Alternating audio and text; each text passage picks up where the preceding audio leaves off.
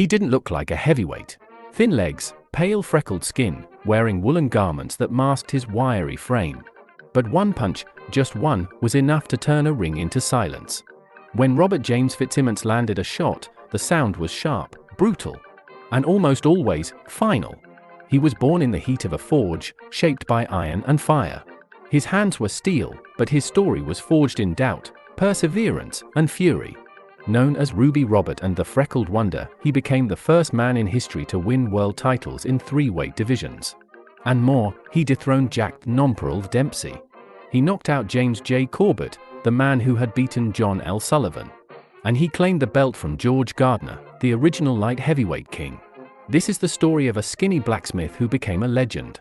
The story of Robert James Fitzsimmons.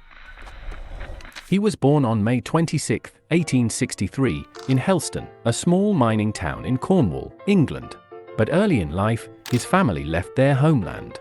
As a child, Robert crossed the ocean with his parents and siblings to New Zealand, chasing the promise of a better life. There, the world was different: blazing sun, wide horizons, but also poverty, hard labor, and a relentless daily grind for those who had little. His father was a blacksmith, and it was in the family forge that Robert learned his first strikes, not with gloves, but with hammers, anvils, and molten steel.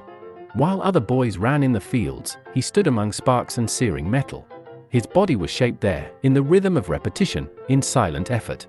And without realizing it, he was also crafting the brutality and precision that would define his fists. It wasn't in a gym that he discovered boxing. It was in the streets. In fairs, barns, and noisy taverns where men gambled pride, food, and coins on a quick fight. Robert was slender, but his eyes were cold, and his chin never wavered. Slowly, he started beating local challengers, facing opponents larger, heavier, but who fell just the same. No one could explain the power. But Robert knew it came from lifting iron, from hands calloused by fire.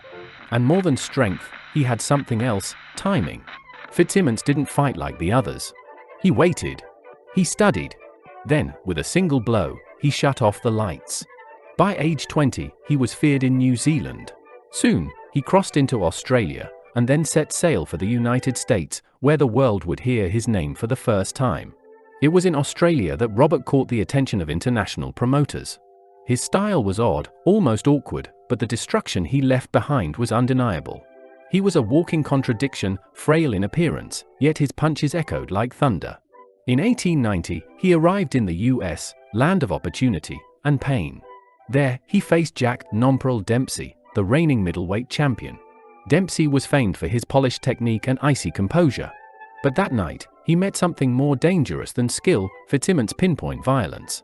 In the 13th round, Dempsey's swollen face hit the canvas and stayed there.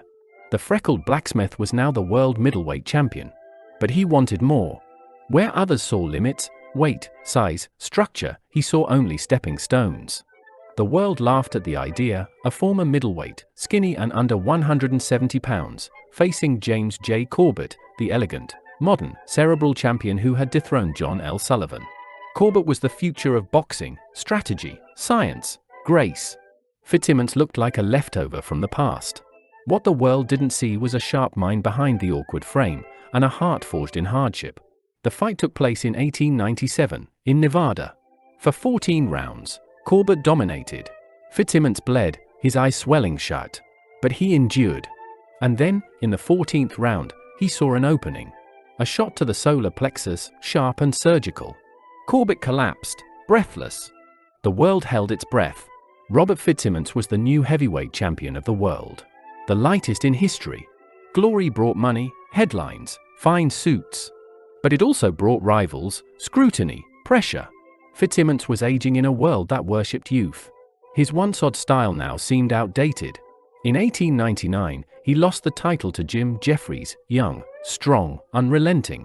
But worse than the punches was the realization time was catching up. Still, Fitzsimmons refused to fade. He challenged Jeffries again in 1902. He fought with fury, with pride. For a moment, it seemed the past might reclaim the present. But it wasn't enough. Jeffries won again. And this time, the fire in Fitzsimmons' eyes wasn't matched by the strength in his legs. Even then, he didn't stop. In 1903, at age 40, scarred and graying, Fitzsimmons made one last bid for immortality. He dropped down in weight to face George Gardner, the newly crowned light heavyweight champion.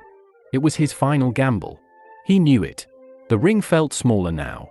Time pressed down on his shoulders. But in the fourth round, Fitzsimmons struck. A clean hook, brutal and precise. Gardner crumbled. The referee counted to 10. And again, the world stood silent. Robert James Fitzsimmons had become the first man in history to win world titles in 3 divisions: middleweight, heavyweight, and light heavyweight. An impossible feat, but for Ruby Robert, impossible was just a challenge. His last official bout came in 1914. He was 51. And he still won. But time, the one opponent no man defeats, crept in from the corners. He died in 1917, at age 54, from pneumonia. No parade. No thunderous farewell. Just silence. But legends don't need microphones. His name flickered through history like a living spark. Nat Fleischer, founder of the ring, ranked him among the 3 greatest heavyweights of all time. Others called him the greatest pound-for-pound knockout puncher who ever lived. He was the lightest heavyweight champion. The first 3-division king. The blacksmith who became a warrior. And in the end, his greatest victory wasn't over Dempsey, Corbett, or Gardner, it was over the world's expectations. Because Robert James Fitzsimmons didn't fit the mold. He shattered it.